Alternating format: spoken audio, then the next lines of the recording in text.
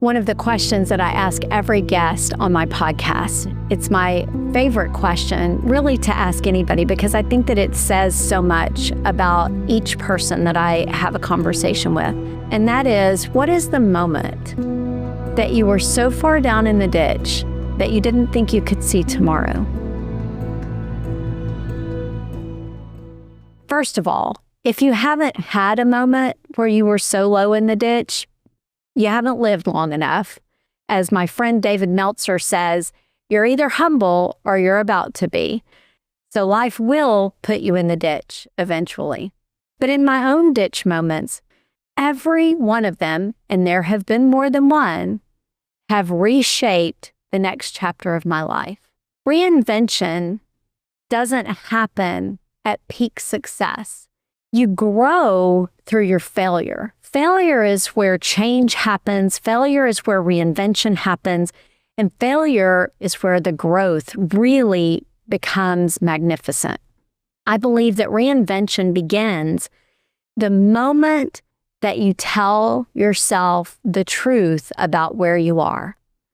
When you finally admit that you are in the ditch, when you finally admit where you are and how far down you've gone, that is the point of the turnaround. I believe that there is strategy in despair when you know how to look for it. When you are at that moment of despair, that is the moment that things are going to turn around for you. It is not when you're at your highest of high that you are going to learn lessons. It is when you are at the lowest point of despair that you realize the changes that need to come. I believe that every comeback has a blueprint. I have 4 lessons for you today. First one is you have to name the ditch. You can't be vague about it. You can't ignore it. You know, we've all had ditches. We've all been kicked in the teeth by life. Life is going to happen. It's going to happen when you're 20. It's going to happen when you're 50, and it's going to happen in between. When life kicks you in the ditch, the best thing that you can do is to name it. You have to call it out. You have to say, hey, ditch, I see you. I am here. I am in it. I see the mud. I smell it. I taste it. I feel it. It's squishy. The strategy for getting out of the ditch comes in the clarity on where you are. All the things are real to you about the downside of life that you find yourself in. And when you find yourself there, it's going to feel like you're alone. But I want you to understand that you're not alone.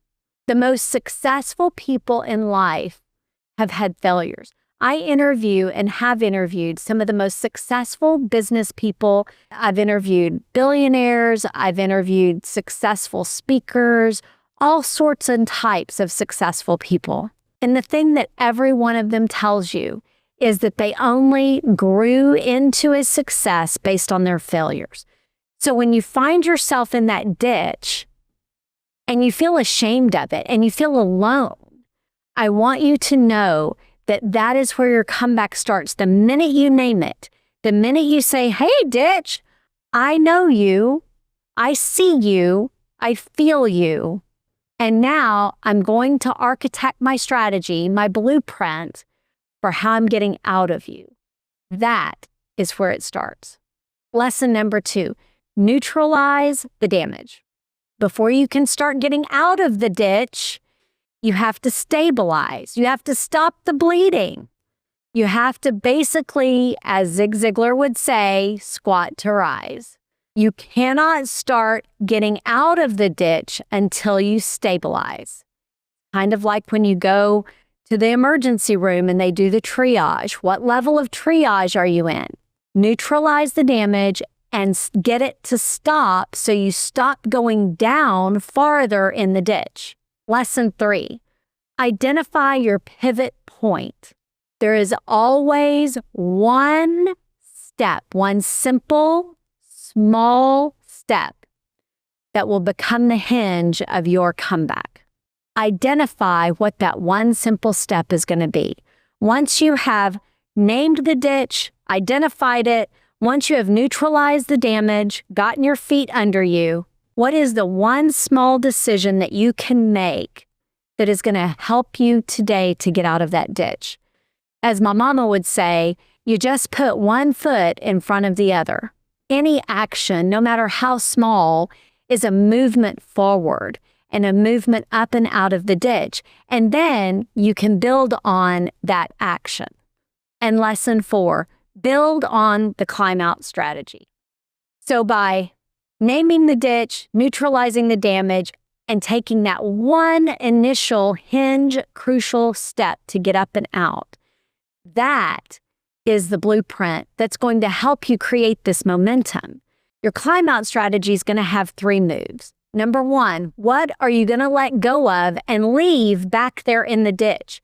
You are going to have to leave some of your identity, some of your old self behind to have your comeback moment. Number 2, what parts are you going to take with you? What are you going to reclaim? And number 3, what is going to be new? What are the new things that are coming next? What identity are you shifting? What identity is changing about the new thing that will come outside of the ditch? You build your climb out strategy based on those 3 things. Leave some stuff behind, take some stuff with you, and then identify what the new thing is that you're going to be in the future when you get out of the ditch. Please know, being in the ditch of life is not a death sentence. It is a data point. It is your starting line for reinvention. It is your starting line to become something new, better, and greater than what you were before. It is simply growth. You cannot grow based on success. You grow based on failure.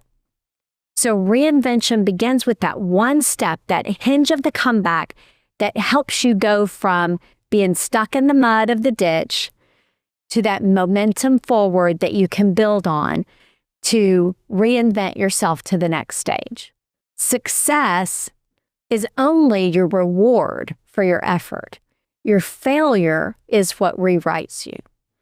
So take that with you as you undoubtedly see another ditch and reinvent yourself as you come out of it. Success rewards you and failure rewrites you.